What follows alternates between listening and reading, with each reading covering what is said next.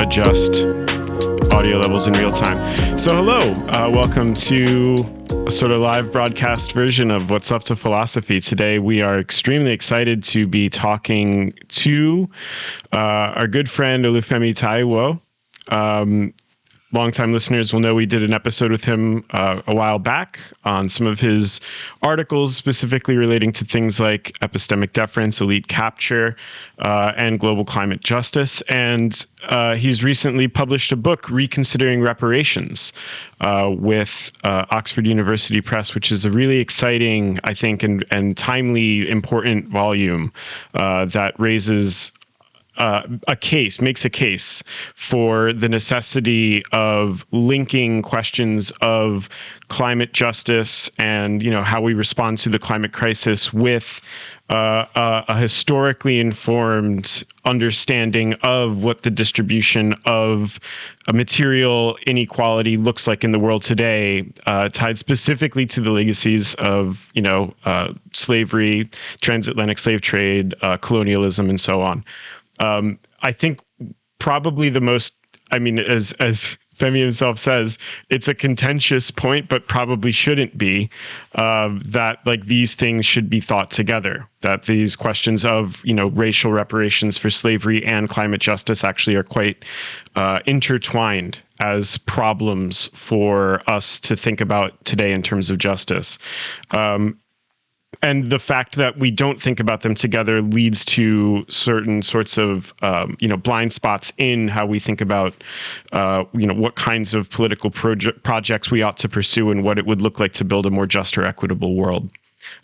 So thank you, Femi, for being here. It's really great to have you. I don't know, could you speak a little bit to this sort of central or core conceit of the book, why these things, in your view, should be thought together and what this is all about? So this is the point I found myself making more often these days. But there are a lot of connections between racial justice and climate justice. There are kind of conceptual connections we can make. Or conceit of the book. Historical connections. Turns out that they come from the same history. But what I really think is important to lean on is just the practical connection. Right? So in the book, I talk about the constructive view, which is the idea that reparations should be a project of rebuilding the world and doing that rebuilding in a way that transfers most of the burdens to the people who have made out like bandits based on the past, right? So it's the distributive justice of a certain kind of transition from this unjust world to a just world. And there are a lot of differences between that and other ways of thinking about reparations. But if you buy that way of thinking about reparations, or if you at least spot me that way of thinking about reparations for the sake of discussion, I think what you're on the hook for is just the regular kinds of consideration of practical obstacles that you would have to if you took up any practical project. If you were going to build a house, you'd want to know if the ground that you wanted to build a house on was a good foundation, if it could support the weight of the house. You'd want to know if you had access to the materials. You'd want to know, all those kinds of practical nuts and bolts. And the question really for climate justice and the relation of climate justice to this way of thinking about reparations is, what do you think is a good foundation for racial justice? Do you think racial justice is likely to move forward in a world that's 3 to 4 degrees hotter with sea level rise, disruptions to food systems, energy systems, and displacement in the billions? Or do you think that's a world where justice is likely to recede or not advance? I think that's a bad foundation for racial justice. So even if you don't care intrinsically about the idea of climate justice or don't buy the conceptual connections, you should buy it for just being for what you're for from the perspective of racial justice. If you want it to actually if you want any scheme of racial justice, checks, apologies, memorials, reconciliation commissions, if you want any of that stuff to do something and to have the good consequences you want, then you should want the kind of practical environment where they could. Oh, wow. I actually really like the way that you explained it because, last time we talked, I was thinking about, so why this notion of reparations hinging it, or binding it to climate justice. And the way that you put it is something like this, if you're someone who, wants something like racial justice and, this isn't just like a meme you're doing, just like, it's your personality. It's like, yeah, BLM, but I don't really want to do the work, then you probably want to know what type of world could support this thing that you call justice. And so you should probably ask yourself hypothetically, in a world in which your borders will continually be redrawn, migration, disruptions of supply chains and all of that, what is your bet that like, getting better representation on TV is going to help you with the practical problems that will emerge in that world? And so maybe if you're sort of already effectively oriented to this idea of, better representation, apologies and all of that, you can remain interested in that, but you should be asking the broader question of, so to use your metaphor, what is the house you're trying to build? And why do you think that stuff would be able to support it on its own, this notion of justice? And so there's like, not to use that hoary word, there's like a nice little dialectic here that once you start seeing the necessary conditions for this movement. You can't just stay at like, I'll just go focus on this, nice little cultural stuff. You must be trying to think the whole. And so I really like that because, at first one might, be like, reparations, why in the world are we talking about climate? What does that have to do with, my great-great-great-grandfather, who was, moved from the west coast of Africa? So I thought that was really cool. I like that. Well, it is fine to talk about dialectics. We have already discerned. We've built. Just trying to make sure I'm amongst friends. We're already there. Yeah. We've progressed past dialectic skepticism. There's a pro-dialectic stage. We've made it make sense. We're all on board. We're all on board.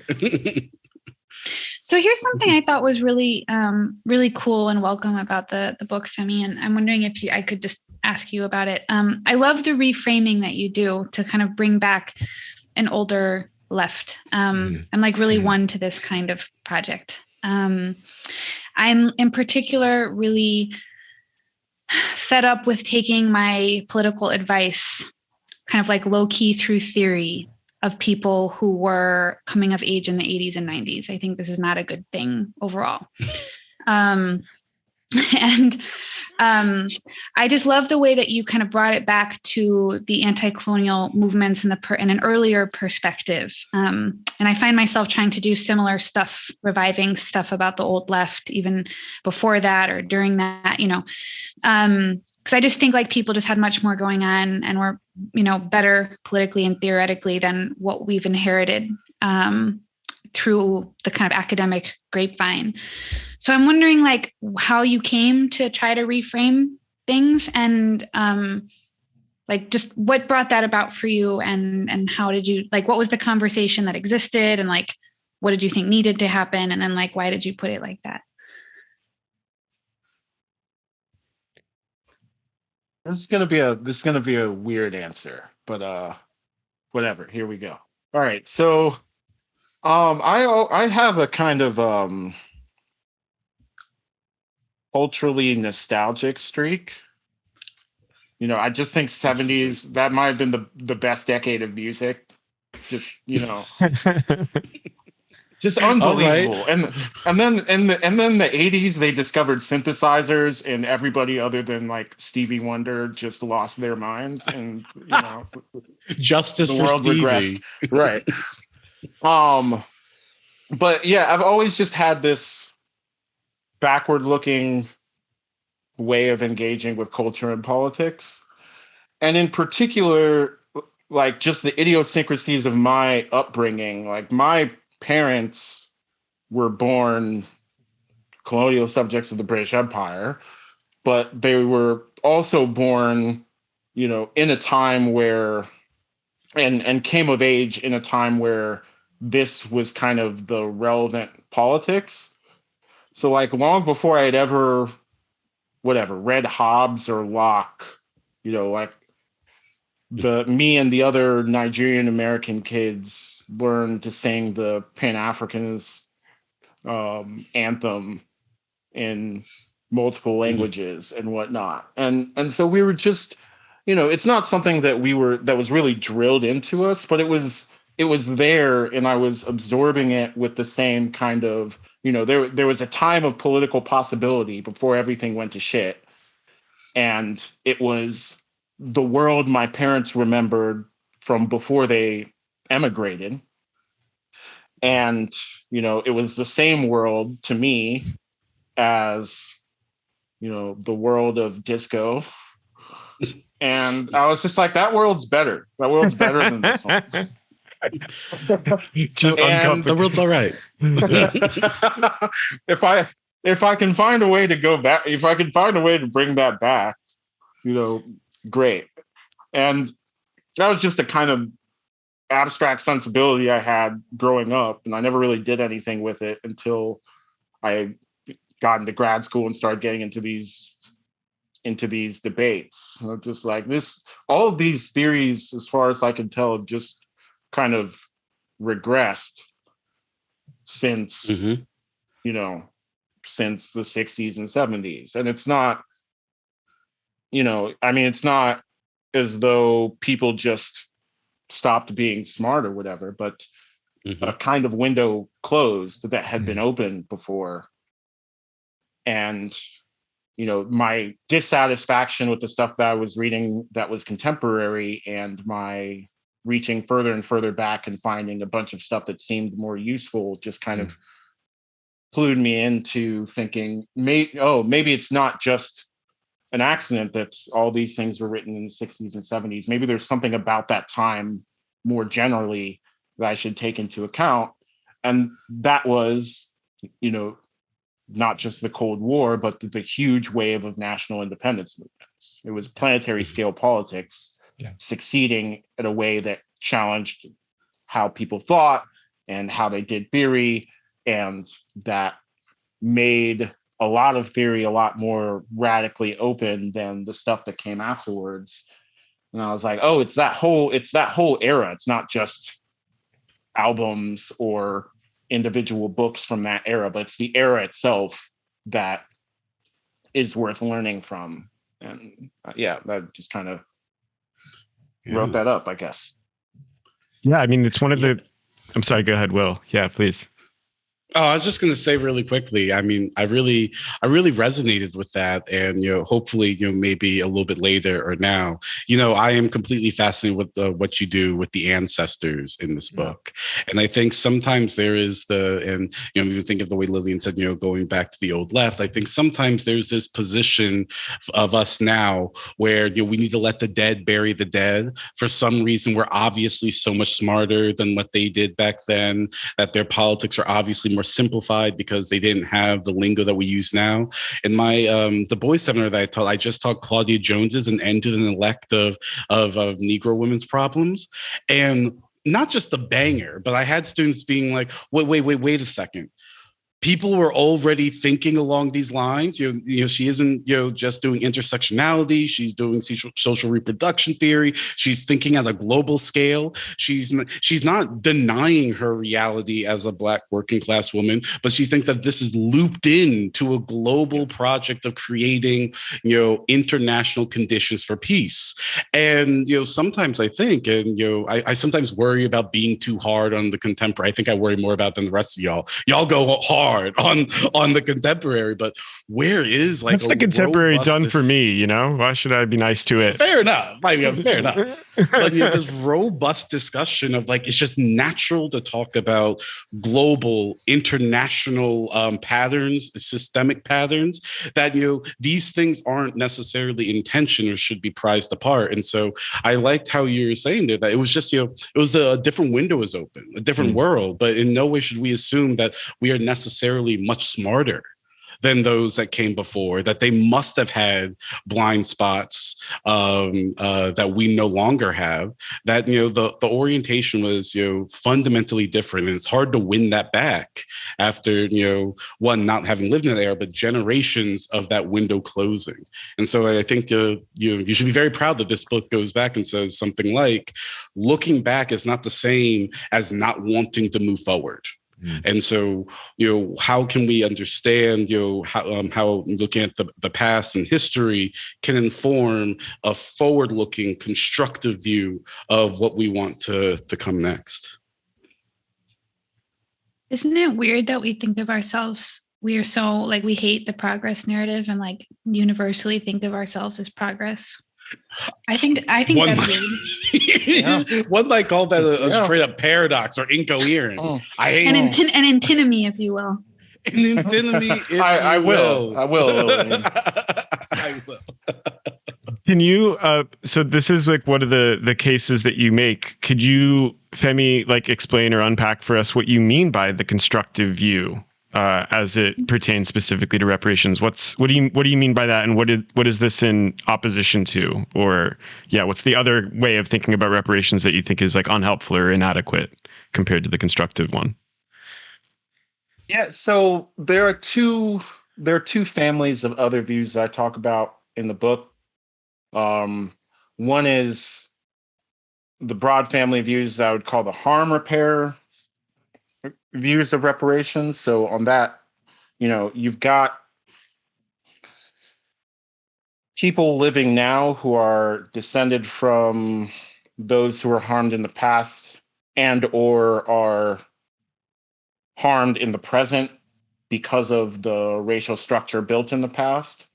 And the point of reparations is to move them from the level of welfare they're at to a higher one, make them better off, give them some kind of resource, dollars, land, something like that.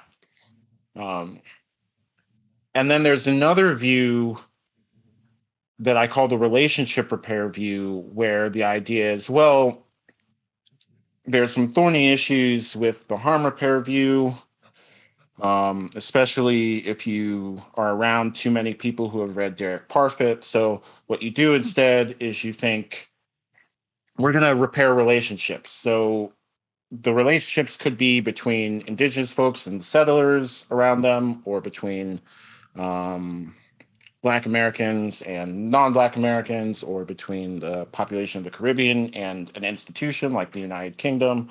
But some set of relationships is the thing that we're supposed to fix. And I don't so much, I think both of those get at corners of the problem. And the constructive view is less an alternative to them and more something like an umbrella thing that encompasses what they talk about, but other stuff that I think they leave out. Because the idea of trying to make people better off is definitely why this matters. It's not just, the abstract fit of this description of history with this description of reparations that's important. It's the fact that there are actual real stakes for people's lives with what we do in this political arena. So that aspect of the harm repair view is good. And we should think that our social system, whatever else it is, has to do with how people think and how people relate to each other and people's attitudes. So that's something the relationship repair view catches on to. But, they just seem maybe a little narrow to me. So, if you conceptualize let's just say, Afro-Caribbean folks, if you conceptualize the combined weight of historical racial domination on them as the difference between the prevailing wages in Haiti and the DR and the wages in advanced countries, or the income there, or wealth levels there. It's as if you're saying that the system that explains why those numbers are different isn't the thing that we're going to change directly. We're just going to change the numbers on the back end. And,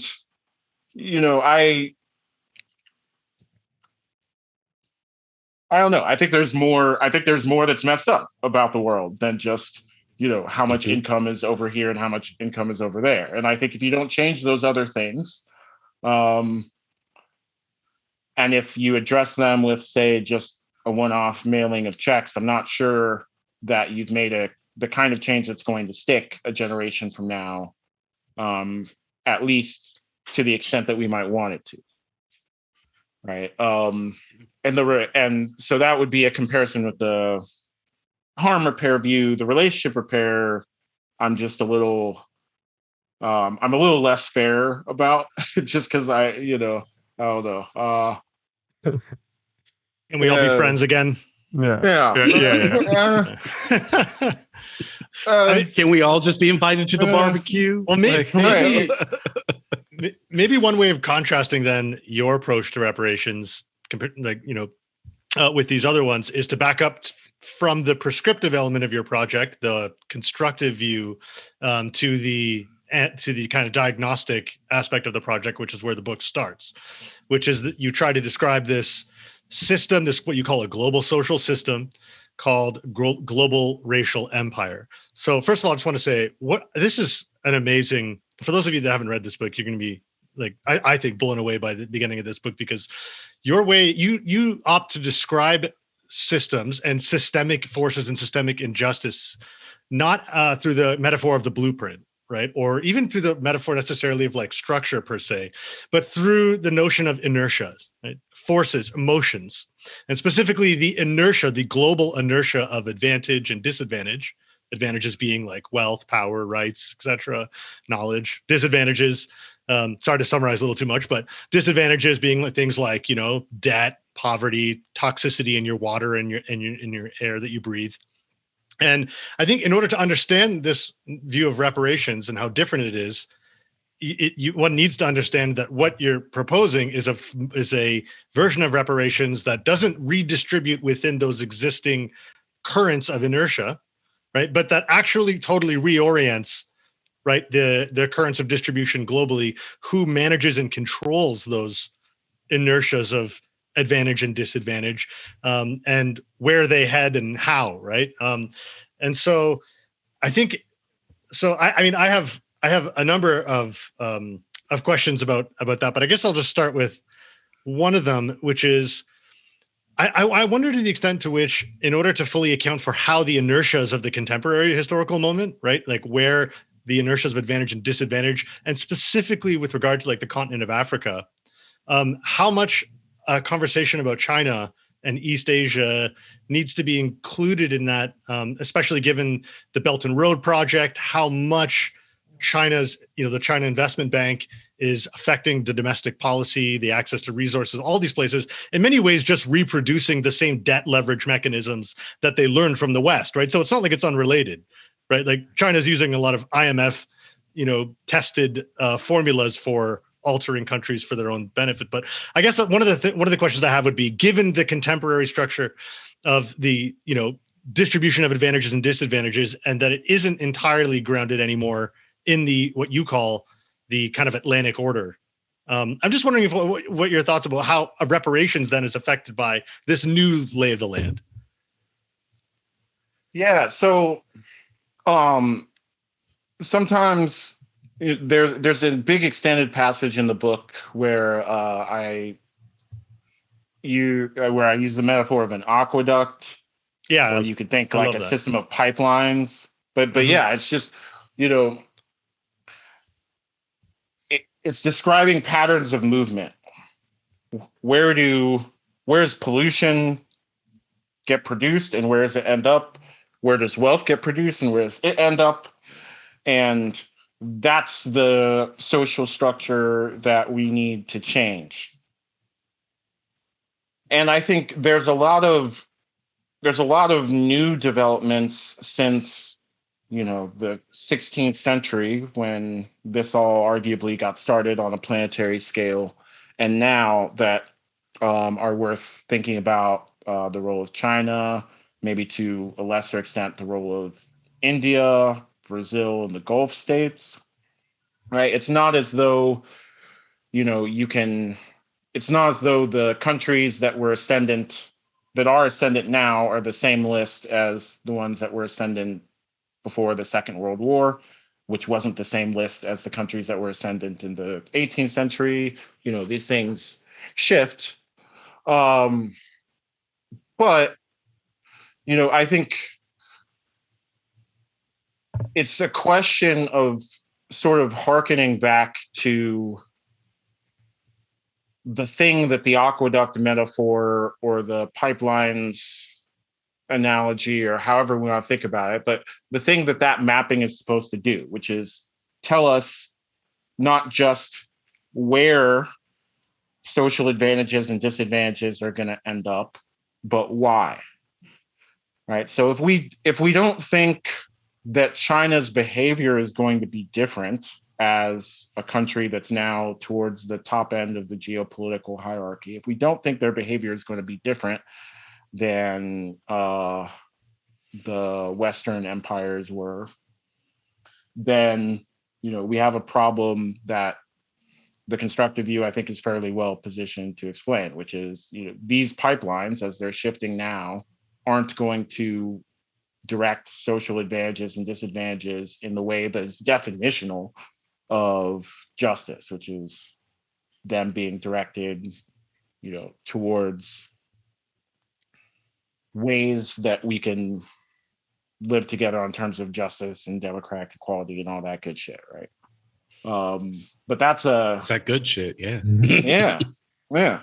But it's like kind of empirical, a bit is left unspecified because I don't say what the just world is supposed to be. There's some principled reasons for that, and some just me wanting to eventually stop writing reasons for that. Fair enough. I guess. But, yeah. Oxford University Press isn't going to publish 2,000 pages. Yeah. I'm tired. We all tired. Yeah, we'll go with it's more the inner Adorno coming out, the ban on graven images, and you can't, because it's totalitarianism. As soon as you start envisioning a positive future, then you've got teleology, totalitarianism, we don't dangerous like it. territory. Yeah. Right. We are, as we've mentioned numerous times on the pod, I think we are a philosophical totalitarianism. Philosophical, not political, philosophical. Yeah. It's a pro-philosophical coercion podcast. Oh my god. I mean, I like what you were just saying there, and so I guess the question I'd like to ask you, Femi, with the seven inertias and the pipelines and all of that, it seems to me that also what your view does is it pushes us to no longer think about justice only as like sometimes I worry about in our political atmosphere, we're looking for the good guys, i.e. the good countries that are going to do this for us. And that's nice if it turns out like China or Russia is going to be the hero that's going to come at the end of the day. Yeah, we stand. I don't know. I guess. Sure, why not?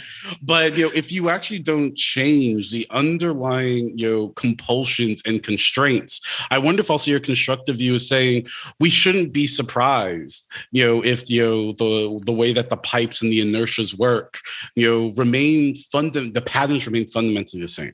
And so it seems to me that you widen the vision from the idea of justice as this sort of good guys, bad guys. Obviously, there's injustice to understanding the sources of injustice that would need to be changed. And the way that I think about it is that there cannot be good guys if these seven inertias remain in place.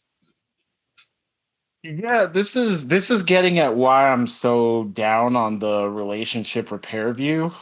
Mm. Okay. Because it just seems to, it seems to involve such a different set of descriptive commitments to the world than the one I'm trying to gesture towards with this whole aqueduct and pipeline language.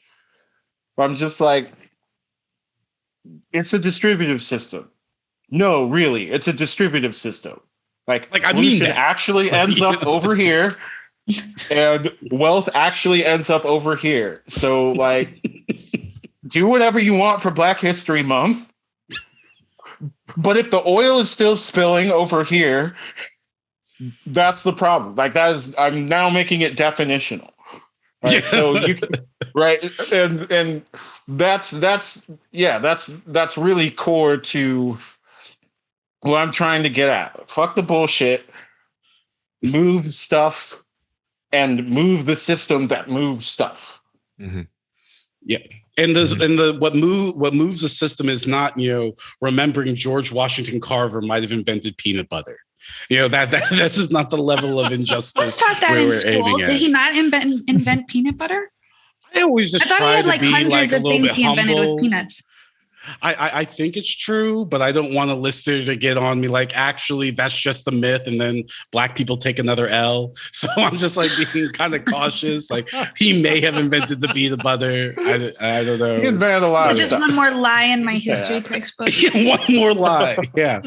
Yeah. It's actually asking. Yeah. Sorry. Go ahead. So, like, there were parts in the book where you talk about, like, what are these, aqueducts, these inertias, these momentums. And one of the things you describe is the idea of there being like pollution havens, like these like places which, and it reminded me, actually, the thing that it reminded me most of was the stuff that I've read from Andreas Malm's Fossil Capital, which I think, more than a lot of other work on environmental, these sorts of environmental or ecological problems, tries to give it like a foundation, like a rootedness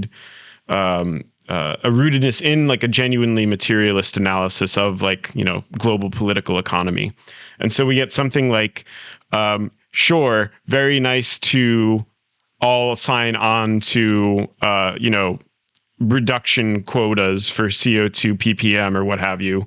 But the dynamics of global capital are such that we just ought to expect that centers of production will be moved to where there is the cheapest, most highly exploitable labor, and where usually at the same time there is a relative absence of meaningful or enforceable environmental regulations. And this does track disproportionately onto these legacies of which of the countries have been colonized and which ones were colonizers. Like this, it just historically makes good sense. In light of which, great, what George Washington Carver invented peanut butter, right? Maybe. But maybe, perhaps. But I think this is part of why, Probably and this is part of why I think I really appreciate your emphasis on, like, just moving around. You also do say, by the way, and it should be noted for the people who haven't read the book, like, when you do come around to talking about targets, the first thing you say is, unconditional cash transfer, definitely. Like, that's not nothing, right?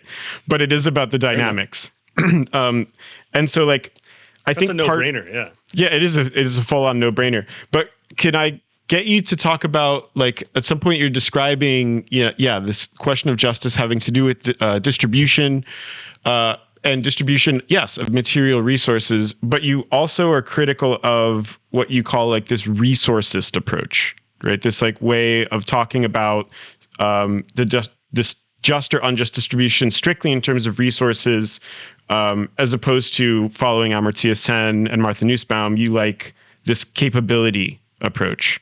So can you talk a little bit about what's going on with this difference and why you have this marked preference? Yeah, so part of what I'm getting at with the kind of aqueduct way of talking is that the things being pipelined, social advantages, wealth, or pollution, that those things in and of themselves are important. But part of also what I'm getting at is that that's the thing that you have to change, the actual pipeline, the actual aqueduct, the structure itself. And I think one of the potential pitfalls of ways of distributive justice that I'm disagreeing with is thinking that's all, what goes through the pipelines, what goes through the institutions, right? It's all how many dollars you get at the end of whatever Byzantine maze from, commodity production through shareholders, through whatever, how many dollars you get at the end of it via wages is the only thing that there is to think about, or wealth is the only thing that there is to think about, from the perspective of changing the system. And one of the ways that I try to make this concrete, because team materialism is learning from disability justice work on this issue, right? Actually, it turns out that's not just whether people have money or even, things like, mobility devices, for example, but it's also design decisions of the actual environment itself that decide what rooms and buildings are accessible. Are there just stairs in front of the buildings, or are there also ramps in front of the buildings? That's not something that's clearly a resource, a personal resource, in the sense that your dollars might be a personal resource that you own yourself, or your vote might be a personal political resource that you own yourself, but something about the environment itself that makes it usable or not usable by a certain range of people. And it turns out then that we should be distributing affordances, changes to the environment, literally the built environment. We should literally be putting ramps places, and we should literally be changing our political environment in the same kind of ways that make them usable by different kinds of people. So it's that same ethos that makes me cape for energy democracy and participatory budgeting and citizens assemblies. Right now, we have political systems that are usable by whoever can buy lobbyists, and whatever trust fund babies run for president or whatever. But those aren't the only people that should be able to use the political system to get stuff done. Turns out everybody should be able to use the political system. And I heard that was important to democracy. That's what they told me. Again, might be another one of those myths, man. So you should say, maybe, prevent yourself from taking the L. Right. And so, let's do that. But this is also part of why, like, your preferred moral vocabulary is like not equality, but justice specifically, and maybe a more like equity. I was wondering, you very rarely use the language, but I was wondering if you're more sympathetic to like language of equity when thinking about just distribution of things like capacities or affordances. You use a very funny like example at one point. You're like, yeah, would it be justice to give everyone in the world a wheelchair? That's kind of silly, actually. Right? There's like something mistaken about this idea of like trying to, I don't know, front load equality as the preferred moral vocabulary. Yeah, I think, Amartya Sen has that really good paper, Equality of What, right? And it turns out everybody's an egalitarian, but, everyone chooses a different focal variable of what should be equal. And it turns out that that's where all the action is anyway. Yeah. And so, I'm just like, we've got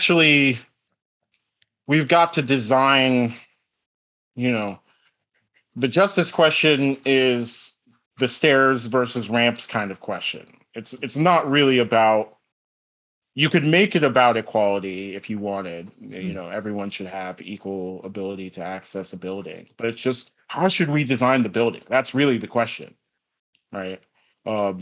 Literally, what should the structure of this building be such that it meets the normative requirements we've set for ourselves? And that's just an irreducible, you're not going to reduce it to math. It just isn't. Right.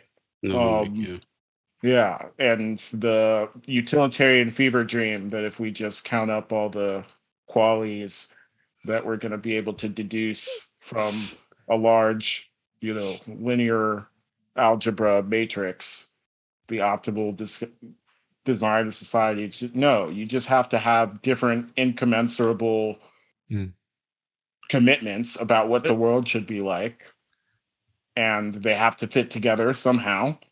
And it's going to be complicated. It's going to be messy, but that's the ball game, as far as I can tell. Yeah, but I guess then the problem is that we need to have control. This we that I'm going to adopt that you were using need to have control over building design, urban planning, and things like this, right?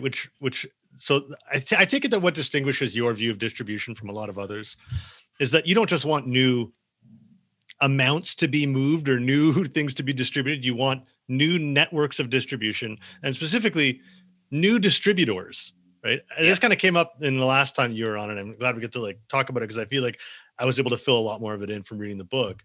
But I guess that is a big, so new distributors is I think that's a totally politically different set, like a different practical problem than just, you can ask folks for better distributions. There are people, you can ask for, you can write policies for better distributions, but the practical avenues towards there being new distributors, people, new groups and people and individuals in those positions to be able to pull the levers of the resource inertia, the power inertia, all of that. That's like a revolutionary. That strikes me as like, to go back to the importance of old language and some of the folks in the 60s and 70s, right? They were all self-consciously revolutionaries. And so I wonder, maybe then, okay, this is a bit circuitous of a question, but maybe this is a good way to bring up the distinction you draw between the kind of ancestors approach to reparations versus the revolutionary approach. But I guess I did want to ask, like, how, at any point on a slow or a fast timeline, do you ever get new distributors without a real kind of revolutionary, a conflict, a revolutionary upheaval? Yeah. You don't. Okay, that's easy. It's not, no, because you are certainly not. Okay, I framed that incorrectly because you're not anti-revolutionary. In fact, in many places in the text, you point towards a kind of revolutionary sympathetic view. But I guess how does it square with the idea that, or with the ancestors approach, the idea that we need to look at ourselves as, even if we can't change anything, like, not anything, even if we can't change things fundamentally right now, that we need to be part of a process for future generations that plants the seeds or begins to construct what that other world would look like. And I don't know, I guess maybe it's a bit of a question about the gradualism involved in the ancestor approach and whether or not at some point there just has to be a kind of cut that I can't envision necessarily. Yeah, a rupture, yeah. Yeah, I mean, it'll happen how it happens. Or it won't. I like that answer. Yeah. Or it won't happen. Okay, I'm gonna write that down. It will happen. Olúfẹ Táíwò. It bees like that sometimes.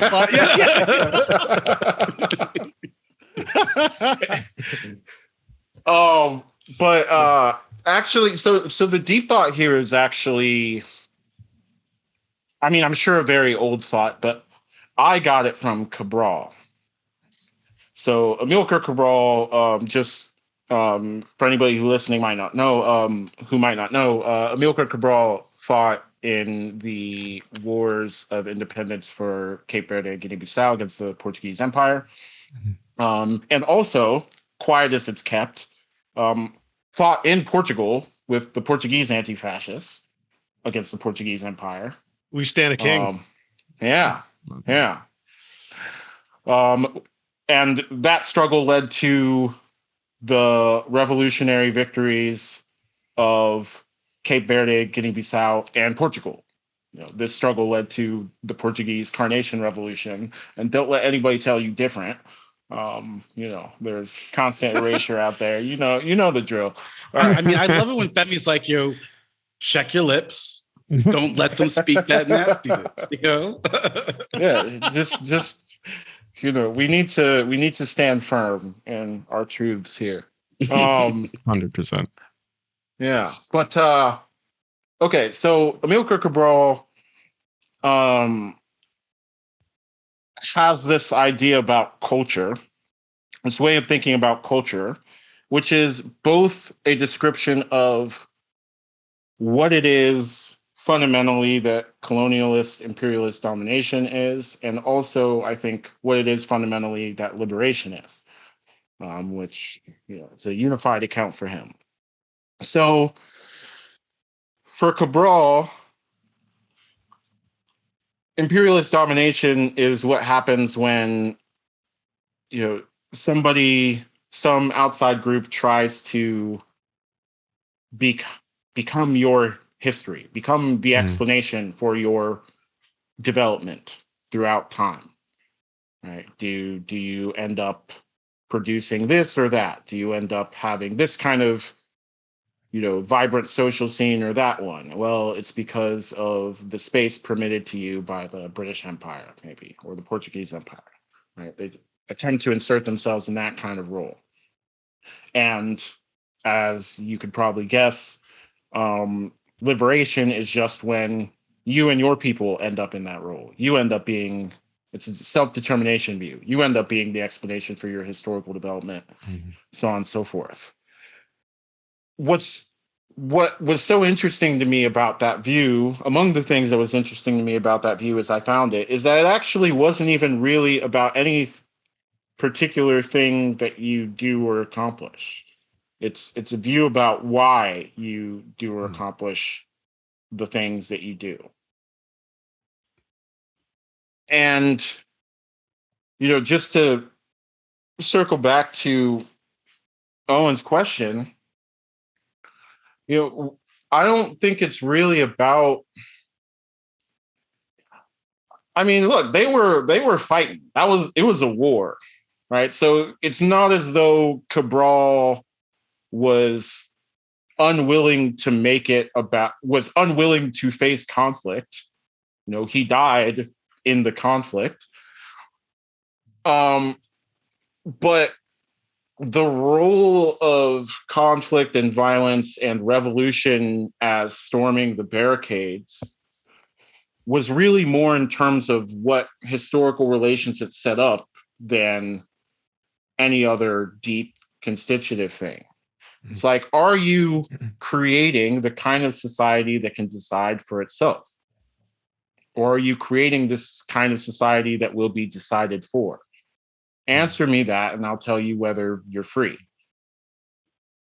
And so, you know, this energy democracy stuff, you know, workplace democracy in the forms of unions, moving the levers of power, that's the stuff of liberation on a deep level. That's the stuff of anti-colonialism on a deep level.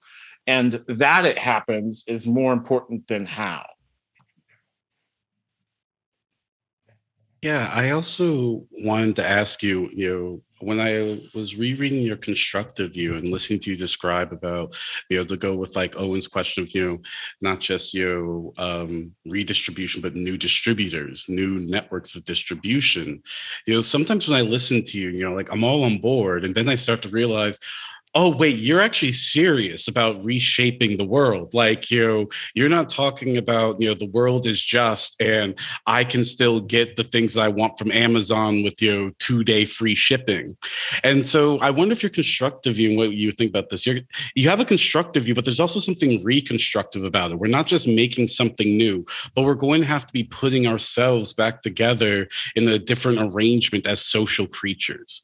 And so when you're talking about, you know, reshaping buildings, that will require a new set of habits and predispositions of how we navigate this environment. And so when I was listening to Owen's question, I wonder what you think about this is, you know, on the one hand, it seems like a rupture that is unavoidable. On the other hand, if the rupture comes too soon and we haven't reconstructed ourselves for this newly constructed world, you know, how would we even know that we would be able to guide it efficiently? Like, you know, whenever I think about this, great. I think about like a big question of, you know, so one of the problems of, you know, something like, you know, the world market is a lack of control of being able to decide what is produced and for whom. You know, so that's how you can have, you know, overproduction or overconsumption. But then, you know, I'm like, okay, I see the problem. It becomes unclear to me what the solution looks like at a global scale, what it would mean to have democratic control and decision making over not just what commodities are produced, but how we use those resources, how we engage with those resources. And then I just fall back on models I already have that have been shown not to work. Is like, well, maybe we just need somebody just like saying, you know what, market, this is what you're going to do. Here are the prices. And for some reason that didn't work out. And so it just, I think what's here is like, the ancestors' view is that all at once we have to be comfortable. This is the question. Be comfortable that this is a long protracted process. And yet it's not simply gradualism. It's not simply, somehow, some way things will change. And I think we have to think both. If we understand our own sort of finitude and that we are probably not going to be the ones to solve this, whatever that means. It's already been solved. Haven't you read Hegel's Science of Logic? Thank you. Yikes! Embarrassing fact. Says that I haven't actually reached the end of history. Owen just goes, thank you. We've been so tired of this man talking as if he hasn't read the Science of Logic, and now the truth comes out. Talking about all this global totality and all this, I just, we might as well go straight to the source. I'm sorry. Yeah. I'm sorry. Do you mean the good book? Yeah, I know. Dude, okay. Turn it's in the what I scriptures swear to page on 70. whenever I go to court. I'm like, get the Bible out of here. Where is the fucking Science of Logic? I swear on absolute knowing. Oh my God. Global system of inertia. I'm hearing dynamic totality. That's just like the core concept of Science of Logic. So I don't know. Like I'm just saying. I'm just asking questions. There might be some Hegel in the background. But slightly more seriously. Only slightly. Yeah. But this is actually, I totally agree with this gloss, and I think this is why I've been trying to reconcile the, let's say, transformative aspirations of the project with a really kind of sort of, wonk friendly way of crafting the practical things, because like we're gonna have to actually do some stuff. I think let me put it as a criticism. I'll cast it as a self-criticism because this is how I thought earlier when I was younger. But I think a lot of people have this vision of revolution as like we identify the bad guys, and we stab them a few times, and then we take their shit. And now we're in charge, and things are great. Wrong? Comically dust off hands. Yeah. We've got the rupture, right? Rupture with the past social system and rupture of the aorta of the billionaires. And now we've got a new system, right? We're in charge. What do we do? We'll figure it out. And it's the stab theory of change. Yeah. It's the stab theory of change. Yeah, solid. And it's, I think among the things I disagree with about this perspective is that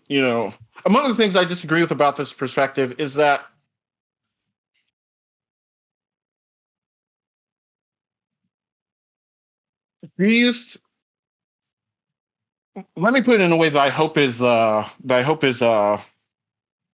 easy to think about now in the era of climate crisis.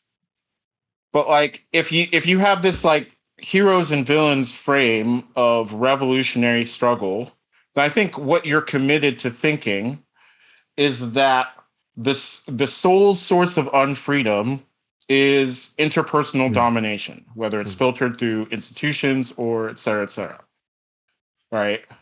And I was like, oh, you just like haven't been hungry before. You should think about that. And the boll weevil, pests can make your ass unfree real quick. Right? If you don't, like there's actually other shit that has to happen other than the bad people not getting to have power and stuff for you to have control over your life. Mm. And we've, something about how people conceptualize capitalism or racial capital or capitalism or colonialism as purely a struggle between people as such, I think obscures this relevant fact, and as a result obscures what the positive vision of self-determination actually commits you to. Mm-hmm. Right? What is required to do the deep work of reconstructing human relations? We live in a society, but we live on a planet, right? Which is burning. What are we going to do about that? It actually isn't just eat the rich, because the ecology doesn't know who's rich or care. Nice. Yeah. Yeah, nature isn't going to be like, congrats, you won the moral struggle. I'll stop punishing you with my drying oceans and all of that. And also, Right. I think it assumes, and I've seen you talk about this before, I love whenever you say things, like generally on Twitter or something like that, if your version of left politics is you're going to have nothing to do with anyone who's even slightly to your right, I hate to tell you what the global political opinion is, that most of the Black or people of color out there, I hate to tell you, they don't have that hero ideology that you might hope if you think that this is a grand battle between heroes and villains.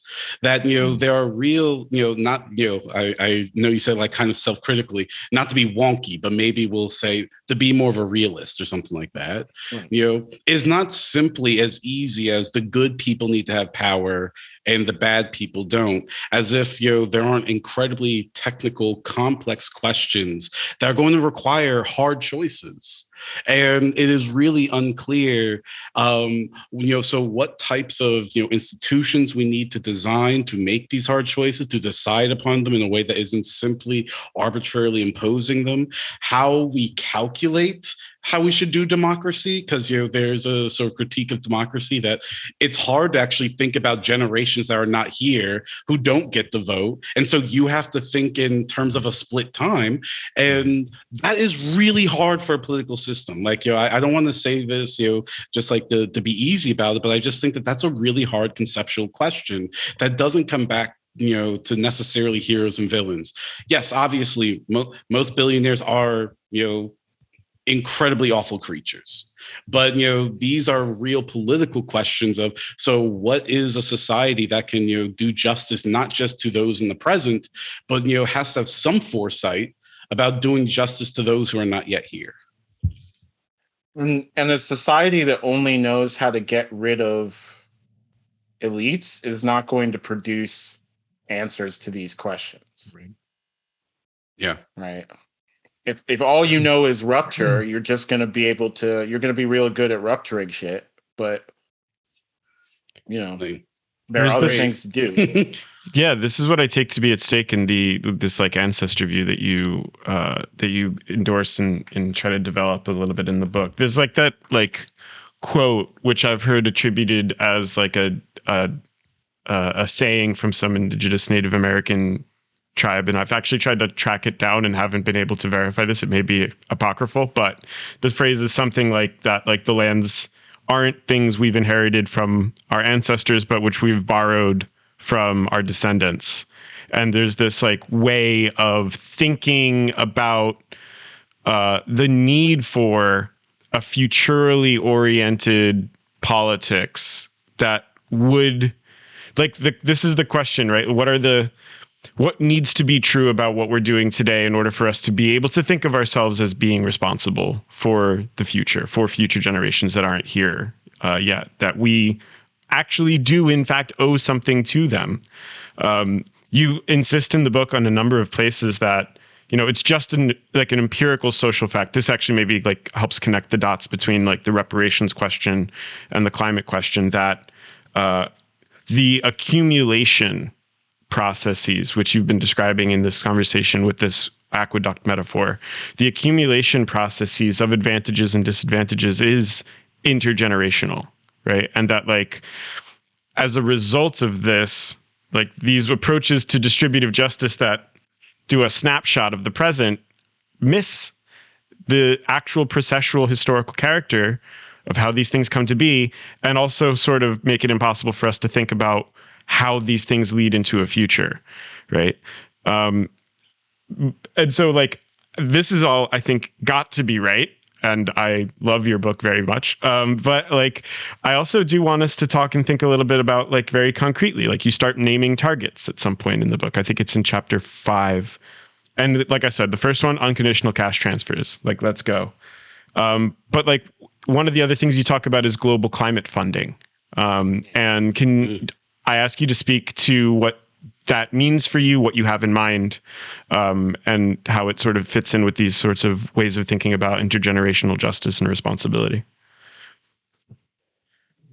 Yeah, so right now, partially as a result of particular climate politics, but I think more just as a result of uneven global accumulation, there's really wide variations in ability to finance quote unquote green development, increasing energy access without increasing emissions, figuring out ways to get public transportation, especially in cities that are urbanizing rapidly, blah, blah. And, an easy thing that actually everyone agrees to in the abstract is that rich countries should put some money towards this. They agreed to put some 100 billion towards this. I think as of now, they might even have come up with 10. I think they got to 10, right? And they're like years behind their own deadline. Yeah. Yeah. Have they lost the piggy bank? Do they not know where it is? Whoops. Oh no. Whoops. We couldn't find the money. Weird. Yeah. I thought they were going to put Bill Gates in charge of some of that stuff. I'm sure look, let me not even get into Bill Gates. No, it's perfect with like because of Microsoft, right? He can take the rare earths from the DRC, right? And then he can, once he's like got all the rare earths out of the DRC, he can send back a little bit for the help with the climate. It's a perfect scheme. Right. It's a perfect system. Fucking guy. I hate him so much. Yeah. Drag his ass to the Hague. Yeah. But so they haven't given the money, and also there's a lot of qualitative questions to ask about financing, right? So does financing come in terms of loans, which generate debt? Are those loans at market rate, or are they concessionary? Blah blah. Or do they come in terms of grants, like cool people would do, that are unconditional? And if you want to be cool. Exactly. And that's the team I'm on. Do some unconditional cash grants, do some debt cancellation, and essentially spread around enough money that some of these political struggles around some of these political struggles that are built on the kind of false scarcity that reigns now because there isn't enough funding between different projects in, say, global South countries might start to look resolvable once there's a lot more fiscal flexibility at the state level. And actually, you might not have to choose between an infrastructure project over here and infrastructure project over there. You might not have to choose between decent labor standards for things in the global supply chain for electric batteries, and paying back your debt to sovereign debt holders. Can I also build on that? Because as you were talking, I just had this image in my head that I also think that there's a core philosophical commitment to your constructive view and your project of reparations, which is the time scale. Obviously you can't just decide for us, but we do have the capacity to reorganize our society. And what I find is interesting about the philosophical commitment is that it might cut against another type of philosophical commitment that these systemic relations, these institutions, these inertias, and all of that actually exceed the grasp of human agency. And so when you're talking, the image I had in my head, and it was, again, it's one of those like really deeply, darkly funny things, was that COP26, world leaders standing in front of like a fountain or something, and then throwing a coin over their shoulders, and wishing themselves good luck that solutions will be found to climate change. And you're looking at Angela Merkel there, and Macron, and Biden, and it's like, if anyone can, you might think like, wait a second, you all are also admitting you're not in control, and maybe at a certain level of abstraction, they're not. If we're talking about, global inertias and, the problem of, the constraints of competition between nation states. But, I wonder if someone reading your book, they might want to be really on board, but they might also have this gnawing feeling of, if even our elites, as, corrupt and, as weak as they are, feel that they don't have agency in the situation, where's the agency supposed to come from? And just to kind of guide you, one thing about this question is you keep referencing the Mali revolt throughout the book. And so I was wondering if I could get you to say a little bit more about, one might think with the problem of like wonkishness and all of that, there are going to have to be some top-down solutions. Like maybe that is true, but one might worry, doesn't the agency actually have to come from the slow institution building of those who are not in the highest echelons of power? That's basically the long form of my question, like that tension between these sort of systemic inertia constraints and the unwillingness or the infeasibility of giving up on the capacity of human agency to do something. So I want to maybe interject, because I actually I'm kind of been wondering through part of this conversation to the extent I agree or disagree, because I'm like broadly on board with the capabilities approach, and I love the constructivist view.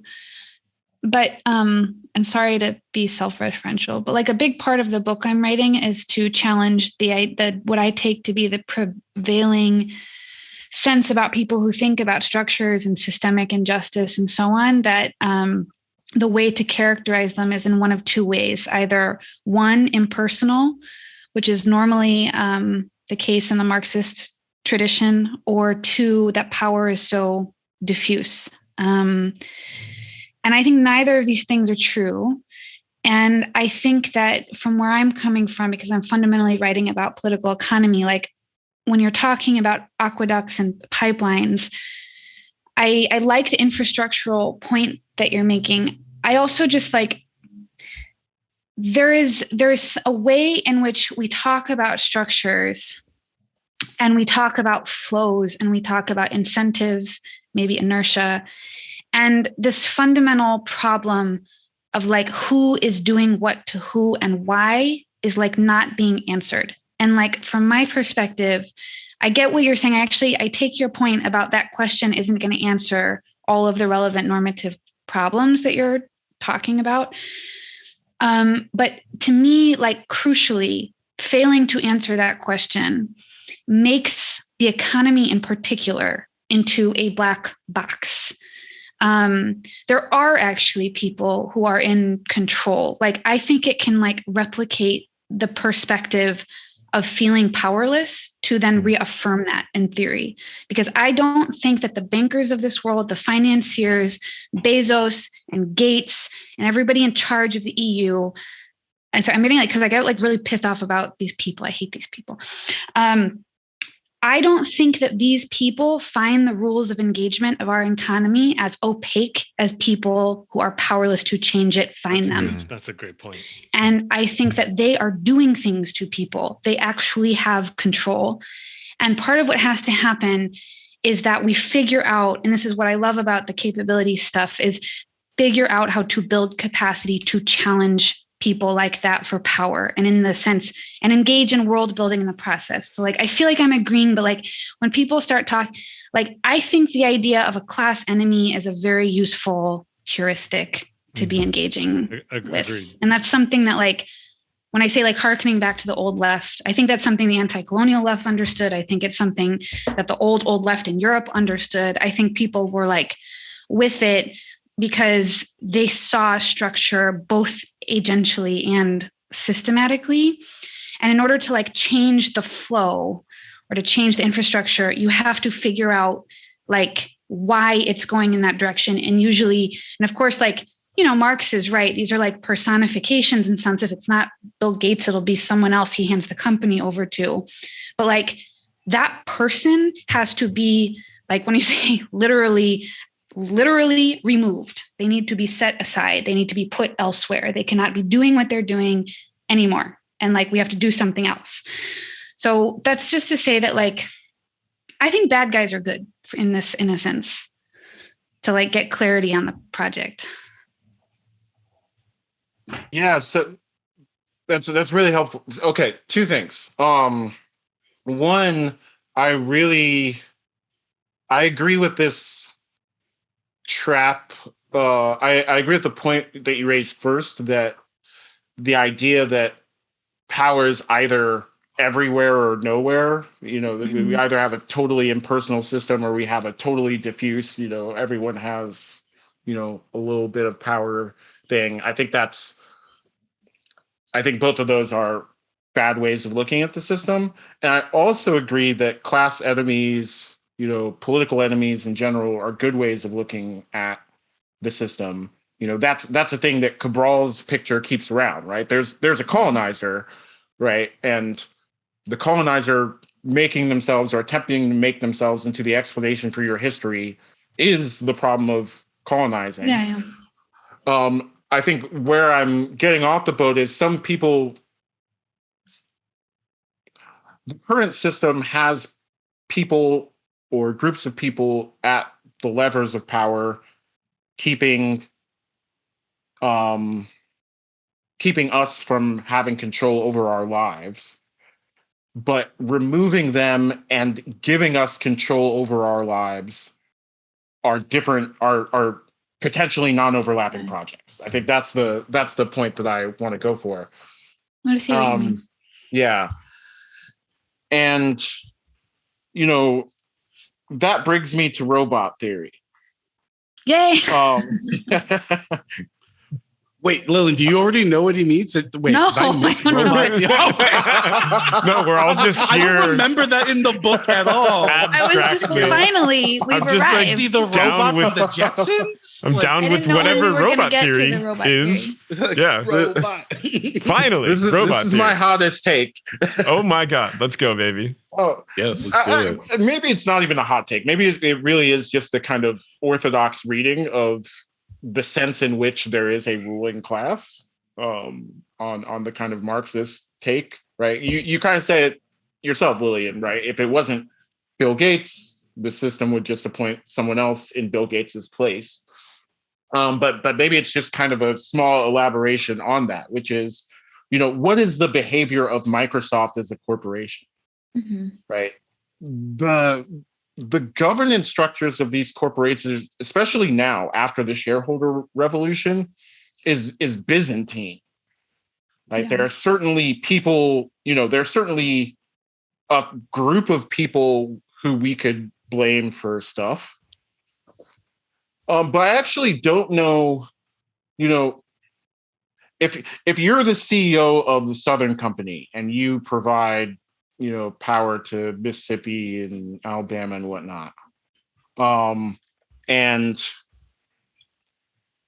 Vanguard owns 10% of your stocks and BlackRock owns another 7%.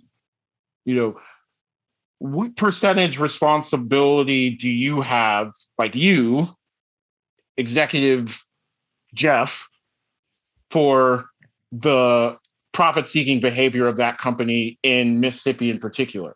Like it's actually a weird, it gets towards the diffuse side of things, right? Where there's clearly a ruling class and there's clearly a bunch of people whose machinations are the reason why this is going the way that it's going. But it's actually, it's hard to read off of that, the idea that it's hard to even identify what a critical mass of them changing their minds would be. Is the critical mass at BlackRock? Is it at the shareholders meeting? The people who actually show up to the meeting? Is it this executive or that executive, or is it this middle manager? It's hard not to think that that's not like at least in part like the intentional like reason for the corporate structure, right? That like LLC is a limited liability. Like this is a mechanism for diffusing and obscuring relationships of responsibility and accountability, like directly, right? And especially as you say, like when these like things also then like interact and overlap, and where is the agency or responsibility? There's clearly agency, but maybe not responsibility is maybe the way that like this legal fiction works or something like that. I wonder. I'm just going to say real quick, I wonder also if the Byzantine structure, because like, yes, we don't want to go with the whole diffuse power is everywhere. So aren't you in a way kind of responsible for the fucked up world? Change yourself, change the world. Or sorry everyone. All come to this conclusion. Like, how is this so? Power is everywhere. It's so much power. And then like the solution, literally even in the structural injustice literature, is just like, we're all a little responsible. Like on God, there are like 10 articles like that. Like Jackson's Man in the Mirror. I'm sorry, I interrupted. Before you get mad at Amazon, have you actually gone to the bathroom and looked at, aren't you a little Amazon too? I see your account. But you just bought that, Lillian, you just bought that kitty litter subscription. What's going on? Everything you buy from Amazon should come with a second email of, see, look at your complicity. Change yourself. But we haven't, and I'm not saying we have to go into this, we've already had a really rich conversation, but I'm also wondering if the Byzantine structure, the way we can get away from powers everywhere and powers nowhere, is also the Byzantine structure. I wonder if this is about how capital or this system relates to the state. So as soon as Gil said limited liability, I wonder if it's also about, trying to defang how much the state can do to constrain and disrupt this behavior. So it's an opacity at a specific level of the rules of the game. So obviously it's opaque to us unless we go into the flow charts and all of that. But I don't think they're simply trying to confuse us on this little podcast. But it's also about a type of relationship to the state that as the state as a place that could potentially have the type of agency to change these relations, but creating rules of the game that circumscribe how much the state can do.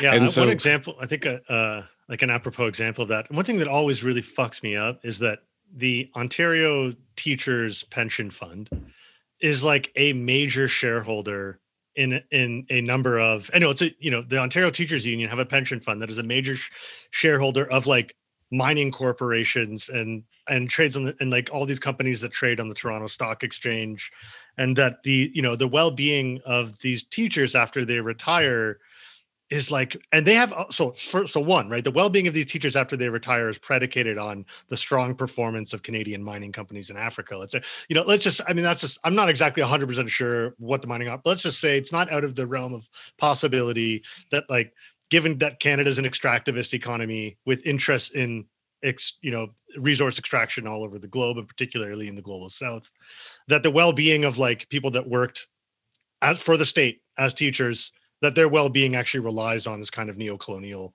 or relies on the inertia of global racial empire as it exists and for their well-being. But it's also that they exercise like power. It's like a very powerful.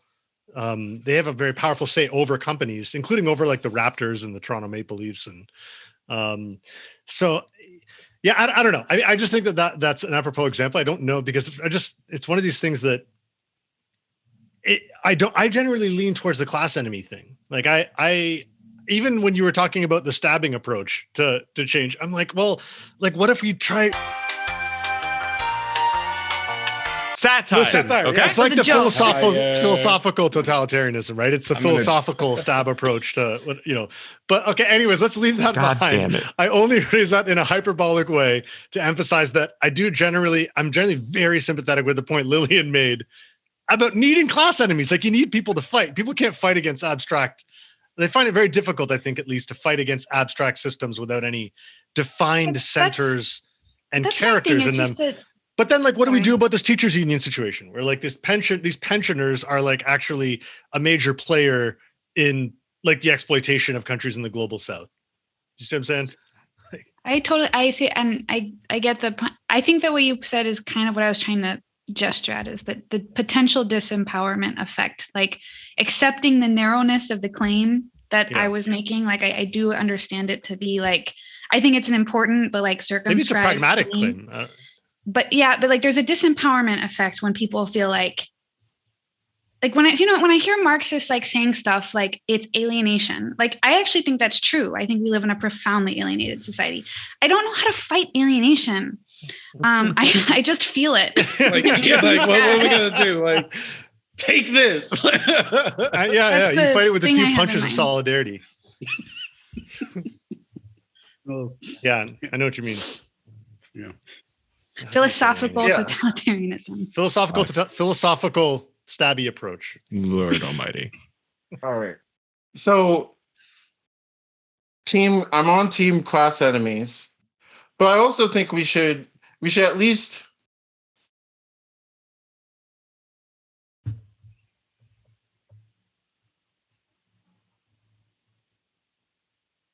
okay, let me try this.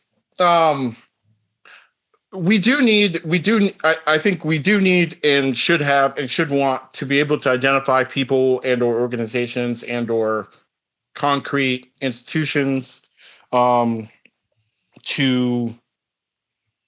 associate with the problem, and we should fight them. And it is inevitable that changing the system will not involve struggle of some kind, because the system is working for some people who are willing to fight to defend it. So it's a foregone conclusion that, struggle of some sort is going to be required. What I'm worried about, though, is a kind of false empowerment, right? Where, one way to respond to like alienation being something that you can't fight is to think, well, no, I need to make the fight about something that I can't fight. But maybe we should just lean into that conclusion. Like, maybe there are aspects of this that you can't fight your way out of. And that's not the kind of practical orientation to the problem that is called for, because we can't fight our way out of all the things that are wrong with the system. Like, I one of the things I believe is you can't fight your way into self-determination, because self-determination isn't just the kind of thing that an enemy stands between you and achieving. Like, that's one thing that stands between you and achieving self-determination, but it's not the only thing. And so it's not something that can be achieved through struggle in the sense of fighting with an enemy. That's a really, I'm into that. I'm gonna write it down. Yeah, That's good. Yeah. Wow. Well, listen, it's been, we're coming up on like an hour and a half here. I think we could probably call it. That's a really nice note to end on, I think. Thank you so much, Femi, for coming on and for sharing your thoughts with us, and for writing this extremely good book. Go read this book. Please read this book, Reconsidering Reparations. It's available now. It's available everywhere. Don't buy it from Amazon, because then you'll be partially responsible for climate apartheid. But there are other ways to get it. And when the revolution comes, we come into your door. Yeah, that's right. We have the email records. So, Femi, before we let you go, is there anywhere I've got on screen here? Folks can find you on Twitter at Olúfẹ Táíwò. But is there anything else you got coming up that you'd like to plug, or stuff that you'd like to let folks know about? No, you can find me on Twitter. Elite Capture is coming out in May. You can read that. Oh, cool. Great. Yeah. Oh, Yeah. cool.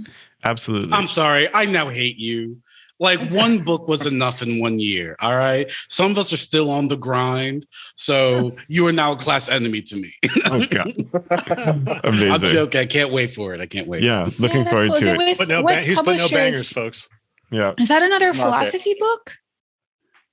Did you Kinda. write two academic books? in a Kind row? of. It's with Haymarket, so it's not really Nice. like an academic book now. It's a little different, but I mean, still like theoretical. Yeah. Right. Cool. All right. Well, thanks again. And thanks for everyone who came to the stream. Yep. Look forward to talking to you all soon. Thanks very everyone. much.